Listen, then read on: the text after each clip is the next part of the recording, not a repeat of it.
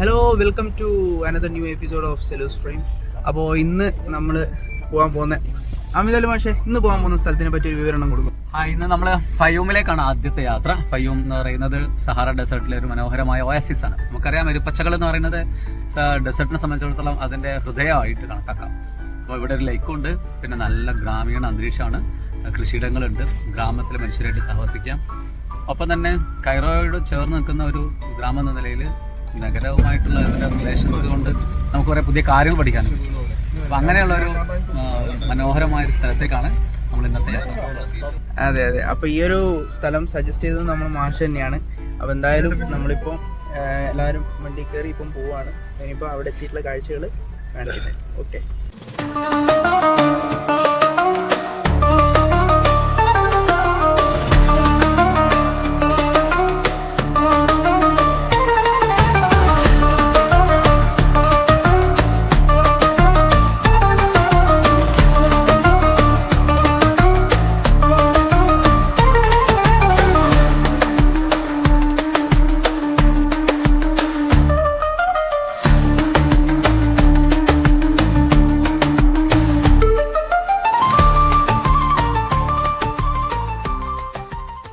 Guys, അപ്പോൾ നമ്മൾ നേരത്തെ നമ്മുടെ അമിതലി മാഷ് പറഞ്ഞ സ്ഥലം ഫയൂം, അവിടെ പോകുന്ന വഴിക്ക് നമ്മൾ ഒരു ഡെഡ് സിറ്റി കണ്ടതാണ്. അതിനെപ്പറ്റി നമ്മൾ ഹാഫിസ് സാലി നമുക്ക് എക്സ്പ്ലെയിൻ ചെയ്തു തരും. സാലി, എന്താണ് ഈ സ്ഥലം ഡെഡ് സിറ്റി? എന്താണ്? കിലോമീറ്ററുകളോളം ആളുകൾ മരണപ്പെട്ട് അടക്കം ചെയ്യുന്ന സ്ഥലമാണത്. അങ്ങനെയാണ് ഇതിന് ഡെഡ് സിറ്റി എന്നല്ല, നമ്മൾ ഡെഡ് സിറ്റി എന്ന് പറയുന്നതാണ്. ഇനി ഇവരെ ഭാഷയിൽ മദ്ഫൻ എന്നാണ് പറയാ. മദ്ഫൻ മക്കാബിർ ഇവരെ രീതിയിൽ പറയുന്നത്. ഓക്കെ, അപ്പൊ നമുക്ക് ഇതിന് വിശദമായിട്ട് കാണാം.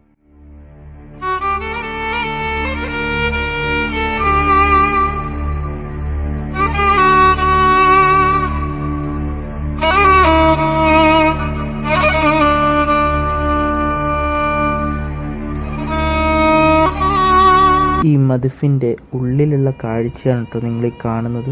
ആ കാണുന്ന അണ്ടർഗ്രൗണ്ടിലാണ് ഖബർ അടക്കിയിരിക്കുന്നത്. അപ്പൊ ഇതിൻ്റെ അകത്ത് ഒരു ഖബർ ഉണ്ട്. അതിന്റെ വീഡിയോ ആണ് ഇപ്പൊ നമ്മൾ കണ്ടത്.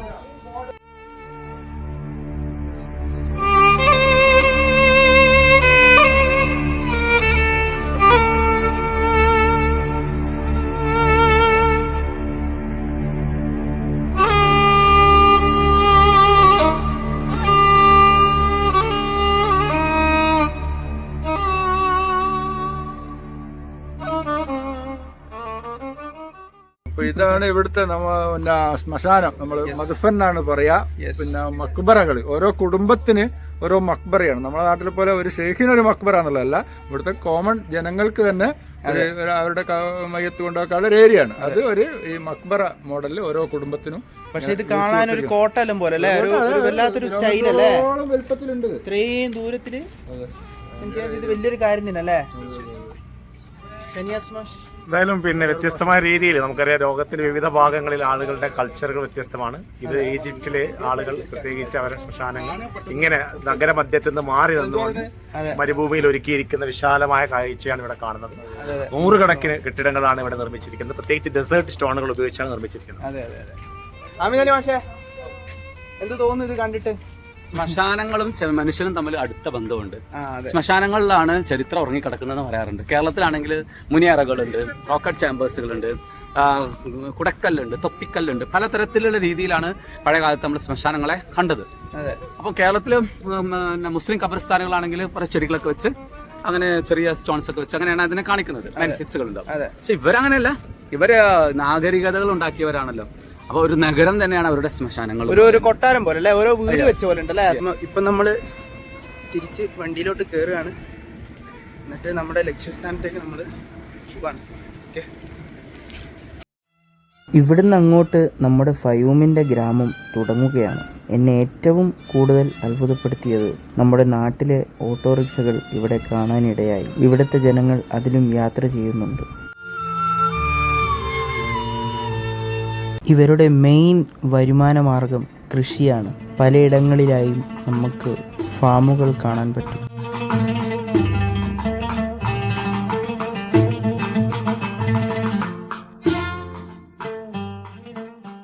ഗൈസ് നമ്മളിപ്പോ ഫയൂമിലെ വാദി റയാലിൽ എത്തിയിരിക്കുകയാണ് അല്ലെ ഷെയ്ർക്ക? ഇത് സഹാറ ഡെസേർട്ടിന്റെ ഭാഗമല്ലേ? സഹാറന്റെ ഭാഗമല്ല, സഹാറ തന്നെ. നമ്മളിവിടെ ഒരു ഒയാസിസ് ആണ് ബേസിക്കലി. വലിയൊരു ഭാഗ്യമാണ്, ലോകത്ത് ഏറ്റവും വലിയൊരു ഡെസേർട്ട് അല്ലേ? അതായത് ഒയാസിസ് ആണ്. തൊട്ടപ്പുറത്ത് വലിയ ലേക്ക് ഉണ്ട്, ഭയങ്കര വലുപ്പമുള്ള. അതിനൊരു കഥ ഇവർ പറയുന്നുണ്ട്. അതിന് ചരിത്രപരമായിട്ട് കുറെ സംശയങ്ങളുണ്ട്. ഹാറൂൺ റഷീദിന്റെ മുക്കിക്കളഞ്ഞ എന്താണ് ഒരു നിധിയൊക്കെ ഇതിന്റെ ഉള്ളിലുണ്ട് എന്നൊക്കെയുള്ള ആളുകൾ വിശ്വസിക്കുന്നുണ്ട് ഈ ഒരു ഇതിന്റെ ഉള്ളില്.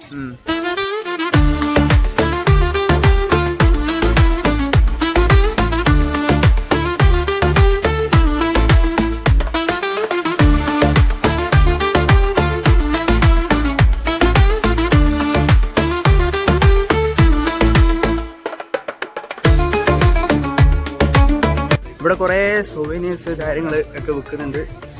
കുറേ സാധനങ്ങളൊക്കെ ഹാൻഡ് മെയ്ഡ് ആണ്. അപ്പോൾ നമുക്ക് എന്തൊക്കെയാ സാധനങ്ങൾ നോക്കാം.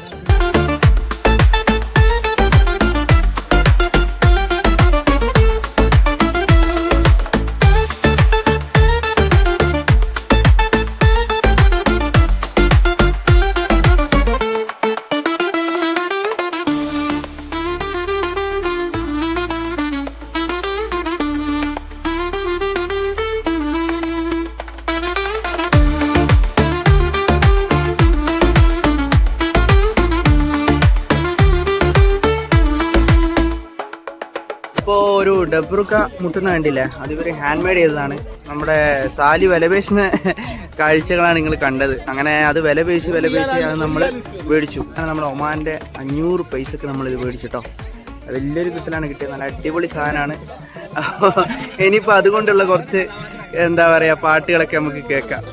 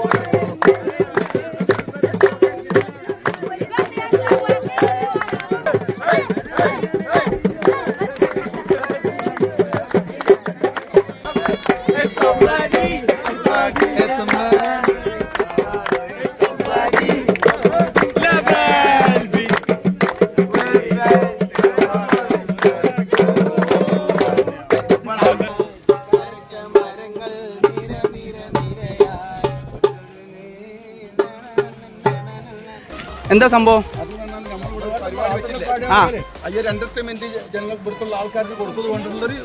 ഒരു കോംപ്ലിമെന്റ്. ഓ, എന്നാൽ ഈജിപ്തിന് വന്നിട്ട് നമ്മളിത് ചെയ്യാന്ന് പറയുന്ന വലിയൊരു കാര്യം അല്ലേ ലിംസിർക്ക? അതെ. അപ്പോ കണ്ടില്ല ഗൈസ്, ഇവിടുത്തെ ഒരു ജനങ്ങളുടെ ഒരു സ്നേഹം എന്ന് പറയുന്നത്. ഇവിടുത്തെ ഗവൺമെന്റിൽപ്പെട്ട കുറച്ച് ടീമാണത്. അപ്പോൾ അവർക്ക് ചെറിയൊരു നേരത്തെ നമ്മൾ നടത്തിയ ഒരു ചെറിയൊരു മ്യൂസിക്കൽ വൈബ് ഉണ്ടല്ലോ, അത് അവർക്ക് ഇഷ്ടപ്പെട്ടിട്ടാണ് അവർ എന്ത് ചെയ്തത്, നമ്മളിങ്ങനെ കോംപ്ലിമെന്റ് ചെയ്തത്. It was so nice. വളരെ സന്തോഷമായി ഇങ്ങനൊരു സ്ഥലത്ത് വന്നിട്ട് ഇങ്ങനെ കോംപ്ലിമെന്റ് കിട്ടിയതിൽ.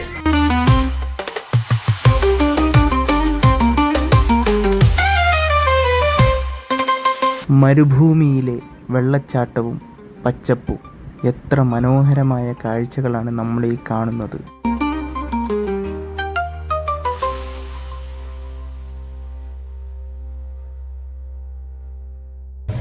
നമ്മളിപ്പോൾ ഫഹൂമിൽ നിന്ന് വിട്ടു. അതിൻ്റെ ഇടയ്ക്ക് വണ്ടിക്ക് ചെറിയൊരു പണി കിട്ടി. വണ്ടിൻ്റെ ടയർ ചെറിയൊരു ഇഷ്യൂ ആയി. അങ്ങനെ വണ്ടി അവിടെ റിപ്പയർ ചെയ്യാനിട്ടിരിക്കുകയാണ്. ഇപ്പോൾ ലഞ്ച് കഴിക്കാൻ വന്നിരിക്കുകയാണ്.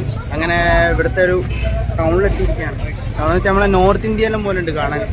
നിങ്ങളീ കാണുന്നത് ഇവർ തന്നെ കൃഷി ചെയ്ത ഫ്രഷ് ഗോതമ്പ് കൊണ്ട് നിർമ്മിക്കുന്ന ഐഷ് എന്ന റൊട്ടിയാണ്. ഇത് ഇവിടുത്തെ ഒരു ട്രഡീഷണൽ ഫുഡാണ്.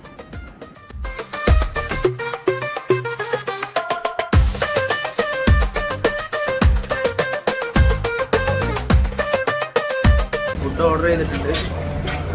ഇവിടെ ഉള്ള സെറ്റപ്പ് വെച്ചിട്ട് അൽഫാം കണ്ടിട്ടുണ്ട്. അങ്ങനെ എന്തോ ഐറ്റംസാണ് ഓർഡർ ചെയ്തത്. ഇതിപ്പോൾ അവർ കൊണ്ടുവന്നൊരു സാധനമാണ്. ഇത് ഗോതമ്പ് പൊടി കാച്ചിയൊരു സാധനമാണ്.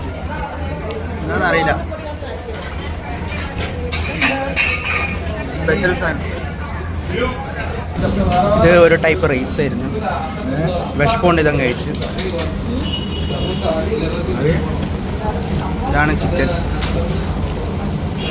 ഇത് ഇവിടുത്തെ ഒരു ട്രഡീഷണൽ കുബ്സാണ്.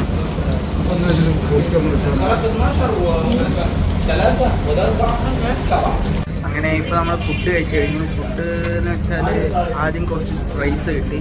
പിന്നെ ഇവരുടെ ഒരു ട്രഡീഷണൽ ആയിട്ടുള്ളൊരു റൊട്ടി ഉണ്ട്, നൈഷ് എന്നാ പറയുക. ആ റൊട്ടി ഗോതമ്പിൻ്റെ ഇവിടെ നിന്ന് തന്നെ ഫ്രഷ് ഗോതമ്പ് കൊണ്ട് ഉണ്ടാക്കുന്ന റൊട്ടിയാണ്. അങ്ങനെ അതും കഴിച്ചു. പിന്നെ മറ്റേ ഷവായ ചിക്കന് കുറച്ച് വേവ് കുറവുണ്ടായിരുന്നു. പക്ഷേ എന്ത് ചെയ്യാനാണ്, നമ്മൾ ഓരോ രാജ്യത്തെത്തിയാൽ എന്താ പറയുക, പാമ്പിൽ തിന്നിടത്ത് പോയാൽ പാമ്പിൽ തിന്നല്ലേ, അതേപോലെ നമ്മൾ അഡ്ജസ്റ്റ് ചെയ്ത് കഴിച്ചു.